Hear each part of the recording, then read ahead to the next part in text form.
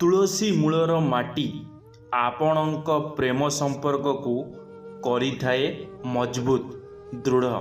ଥରେ କରି ଦେଖନ୍ତୁ ଏହି ସହଜ ଉପାୟ। ଆପଣଙ୍କ ଜୀବନରେ କେବେ ବି ହେଲେ ଆପଣମାନେ ଧୋକା ଖାଇବେ ନାହିଁ ଯଦି ଆପଣମାନେ ଏହି କାମଟିକୁ କରିଦେଉଛନ୍ତି। ପ୍ରେମ ଦୁନିଆର ସବୁଠାରୁ ଚମତ୍କାରୀ ଅନୁଭବ।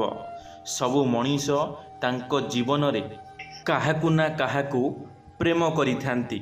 ପ୍ରେମିକ ପ୍ରେମିକା ହୁଅନ୍ତୁ ବା ପତି ପତ୍ନୀ, ସମସ୍ତଙ୍କ ପ୍ରେମ ସମ୍ପର୍କ ଦୃଢ଼ ରହିବା ନିହାତି ଆବଶ୍ୟକ ହୋଇଥାଏ।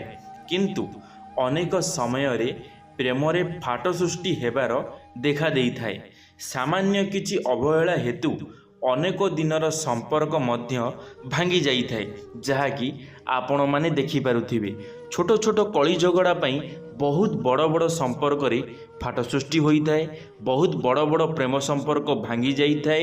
ଏମିତିକି ସ୍ୱାମୀ ସ୍ତ୍ରୀଙ୍କ ମଧ୍ୟରେ ଝଗଡ଼ା ହୋଇ ମଧ୍ୟ ଡିଭୋର୍ସ ହୋଇଯାଇଥାଏ। ତେବେ ଆପଣଙ୍କ ପ୍ରେମ ସମ୍ପର୍କକୁ ଦୃଢ଼ କରିବା ପାଇଁ ଆଜି ମୁଁ ଆପଣମାନଙ୍କ ପାଇଁ ଏକ ଚମତ୍କାରୀ ଉପାୟ ନେଇ ଆସିଛି, ଯାହାକି ଆପଣଙ୍କ ପ୍ରେମ ସମ୍ପର୍କକୁ ନିଶ୍ଚିନ୍ତ ଭାବରେ ଦୃଢ଼ କରିବ। ଆଜି ମୁଁ ଆପଣଙ୍କୁ ଏହି ଟିପ୍ସ ଦେବାକୁ ଯାଉଛି। ଏହା କେବଳ ପ୍ରେମିକ ପ୍ରେମିକା ଏବଂ ପତି ପତ୍ନୀଙ୍କ ପାଇଁ ଅଟେ। ବୃନ୍ଦାବତୀ ତୁଳସୀ ମାତା ହେଉଛନ୍ତି ସତୀ। ଆମେ ତାଙ୍କୁ ଫୁଲ ଚନ୍ଦନ ଧୂପ ଦୀପ ଦେଇ ପୂଜା କରିଥାଉ ଓ ଘରୁ ବାହାରିବା ସମୟରେ ତାଙ୍କୁ ଦର୍ଶନ କରିଥାଉ। ତୁଳସୀଙ୍କୁ ଘରର ମୁଖ୍ୟ ଦ୍ୱାରର ଡାହାଣ ପଟେ ରଖିଥାଉ। ଆପଣ ପୁରୁଷ ହୁଅନ୍ତୁ ବା ମହିଳା, ସ୍ନାନ କରିବା ପରେ ତୁଳସୀ ଚଉରା ମୂଳର ଜଳ ଅର୍ପଣ କରନ୍ତୁ। ଏହି ଉପାୟକୁ ଆହୁରି ଦୃଢ଼ କରିବା ପାଇଁ ଆପଣ ଏହି ସମୟରେ ଲାଲ ରଙ୍ଗର ବସ୍ତ୍ର ମଧ୍ୟ ପରିଧାନ କରନ୍ତୁ। ଲାଲ ରଙ୍ଗ ହେଉଛି ପ୍ରେମର ପ୍ରତୀକ। ଏହି ଉପାୟକୁ ଯଦି ଆପଣ ମଙ୍ଗଳବାର ଦିନ କରୁଛନ୍ତି, ତେବେ ଏହା ଅଧିକ ଶୁଭ ଫଳଦାୟକ ସାବ୍ୟସ୍ତ ହୋଇଥାଏ।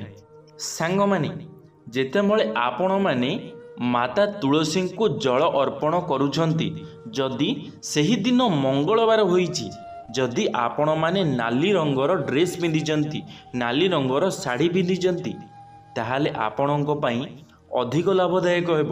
ତ ସେଥିପାଇଁ ଆପଣମାନେ ମଙ୍ଗଳବାର ଦିନ ନାଲି ଶାଢ଼ୀ ଦିହରେ ମାତା ତୁଳସୀଙ୍କୁ ଜଳ ଅର୍ପଣ କରନ୍ତୁ। ଦେଖିବେ ଆପଣଙ୍କ ଜୀବନରେ ଆପଣ କେବେ ବି ହେଲେ ଧୋକା ଖାଇବେ ନାହିଁ। ଆପଣଙ୍କ ଜୀବନରେ ସବୁବେଳେ ଆପଣମାନେ ଖୁସିରେ ରହିବେ। ଆପଣଙ୍କ ବୈବାହିକ ଜୀବନ ମଧ୍ୟ ସୁଖମୟ ହେବ। ଆପଣ ପ୍ରଥମେ ବୃନ୍ଦାରାଣୀଙ୍କୁ ସିନ୍ଦୁର ଓ ଚନ୍ଦନ ଲଗାଇ ଦିଅନ୍ତୁ ଏବଂ ଫୁଲ ଦିଅନ୍ତୁ। ତାପରେ ଧୂପ ଦୀପ ଆଦି ଦେଇ ତାଙ୍କୁ ପରିକ୍ରମା କରନ୍ତୁ। ଏହିପରି ବିଧିବଦ୍ଧ ପୂଜା କରି ସାରିବା ପରେ ଆପଣ ତୁଳସୀ ଚଉରା ମୂଳରୁ 7 ଚୁଟକି ମାଟି ନିଅନ୍ତୁ ଓ ଏହାକୁ ନିଜ ଡାହାଣ ହାତର ପାପୁଲିରେ ରଖନ୍ତୁ।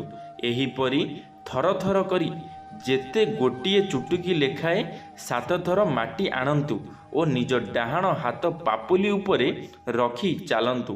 ଏହାପରେ ଆପଣ ନିଜ ବାମ ହାତର କନିଷ୍ଠ ଆଙ୍ଗୁଳିରେ ଡାହାଣ ହାତ ପାପୁଲିକୁ ଛୁଇଁବେ।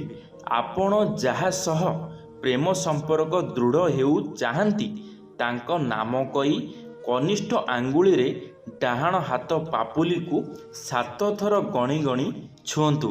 ତାପରେ ଦେଖନ୍ତୁ ଆପଣଙ୍କ ଜୀବନରେ ଆପଣଙ୍କୁ କ'ଣ ମିଳୁଛି। ଆପଣ ମନରେ ଯାହାକୁ ଚାହୁଁଛନ୍ତି ତାକୁ ଆପଣମାନେ ପାଇପାରୁଛନ୍ତି କି ନାହିଁ, ଥରେ ନିଶ୍ଚିନ୍ତ ଭାବରେ ଟ୍ରାଏ କରି ଦେଖନ୍ତୁ। ନିଶ୍ଚିନ୍ତ ଭାବରେ ମା ବୃନ୍ଦାବତୀ ତୁମ କଥା ନିଶ୍ଚିନ୍ତ ଭାବରେ ଶୁଣିବେ। ଯଦି ଜୀବନରେ କିଛି ବି ଦୁଃଖ ଅଛି, ଯଦି ଆପଣମାନେ ଚାହୁଁଥିବା ଲୋକ କତିରେ ଆପଣ ପହଞ୍ଚି ପାରୁନାହାନ୍ତି, ଆପଣ ଚାହିଁନାହାନ୍ତି ମନରେ କେବେ କି ଏ ମଣିଷ ମୋର ହୋଇପାରିବ, ତାହେଲେ ମା ବୃନ୍ଦାବତୀ ନିଶ୍ଚିନ୍ତ ଭାବରେ ତୁମକୁ ଏକାଠି କରିଦେବେ। ଏହାପରେ ବାମ ନାକପୁଡ଼ାକୁ ଗୋଟିଏ ହାତରେ ବନ୍ଦ କରି ଡାହାଣ ନକ୍ର ନିଶ୍ୱାସକୁ ସେହି ମାଟି ଉପରେ ଛାଡ଼ନ୍ତୁ। ସେହି ସମୟରେ ଆପଣ ନିଜ ଅତୀତର ଏକ ସୁନ୍ଦର ମୁହୂର୍ତ୍ତକୁ ମନେ ପକାନ୍ତୁ। ଏହାପରେ ଏହି ମାଟିକୁ ନେଇ ଯେକୌଣସି ଶୁଭ ବୃକ୍ଷ ମୂଳେ ରଖିଦିଅନ୍ତୁ। ଏହିପରି କରନ୍ତୁ, ଦେଖିବେ ଆପଣଙ୍କ ପ୍ରେମ ଆହୁରି ସଦୃଢ଼ ହେବାକୁ ଲାଗିବ।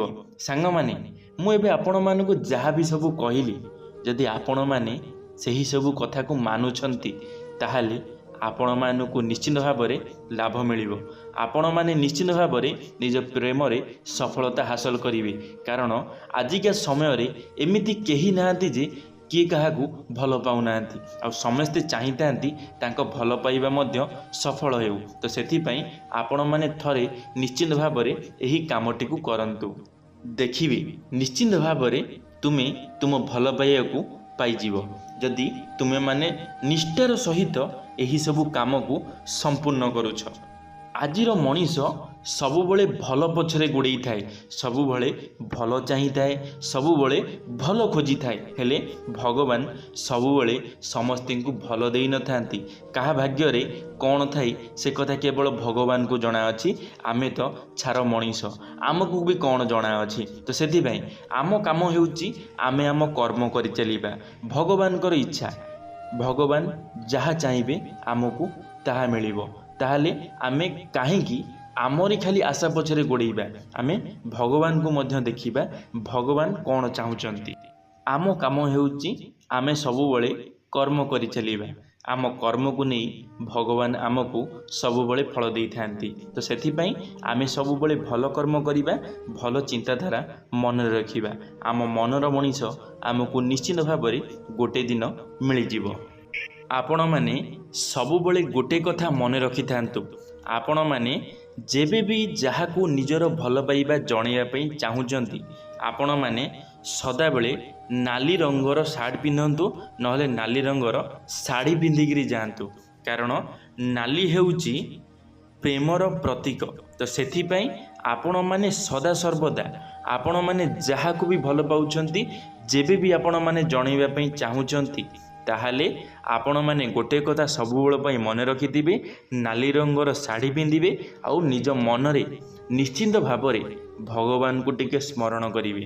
ତାପରେ ଆପଣମାନେ ଯାହାକୁ ବି ଯାହା ଜଣାଇବାର ଥିବ ଆପଣମାନେ ଜଣାଇଦେବେ। ଦେଖିବେ ଭଗବାନ ନିଶ୍ଚିନ୍ତ ଭାବରେ ତୁମ କଥା ଶୁଣିବେ। ଗୋଟେ ଦିନ ନିଶ୍ଚିନ୍ତ ଭାବରେ ତୁମେ ତୁମ ସଫଳତା ହାସଲ କରିବ। ଧନ୍ୟବାଦ ସାଙ୍ଗମାନେ, ଭିଡ଼ିଓଟିକୁ ଶେଷ ପର୍ଯ୍ୟନ୍ତ ଦେଖିଥିବାରୁ ଆପଣମାନଙ୍କୁ ଅଶେଷ ଅଶେଷ ଧନ୍ୟବାଦ। ଆଶା କରିବି ମୋର ଏହି ଭିଡ଼ିଓଟି ଆପଣମାନଙ୍କୁ ନିଶ୍ଚିନ୍ତ ଭାବରେ ଭଲ ଲାଗିଥିବ। ଯଦି ମୋର ଏହି ଭିଡ଼ିଓଟି ଆପଣମାନଙ୍କୁ ଭଲ ଲାଗିଥିବ, କିଛି ଶିଖିବା ପାଇଁ ମିଳିଥିବ, ତାହେଲେ ଲାଇକ୍ଟି ନିଶ୍ଚିନ୍ତ ଭାବରେ କରିଦେବେ। କମେଣ୍ଟ ବକ୍ସରେ ଆପଣମାନଙ୍କର ମତାମତ ରଖିବେ। ଯଦି ଆପଣମାନେ ଆମ ଟକିଂ ଗୋଲ୍ଡ ୟୁଟ୍ୟୁବ୍ ଚ୍ୟାନେଲରେ ପ୍ରଥମ ଥର ପାଇଁ ଆମ ଚ୍ୟାନେଲଟିକୁ ସବସ୍କ୍ରାଇବ୍ ନିଶ୍ଚିନ୍ତ ଭାବରେ କରିଦେବେ। ଧନ୍ୟବାଦ। ଜୟ ଜଗନ୍ନାଥ, ଜୟ ମା ଶାରଳା, ଜୟ ଶ୍ରୀକୃଷ୍ଣ।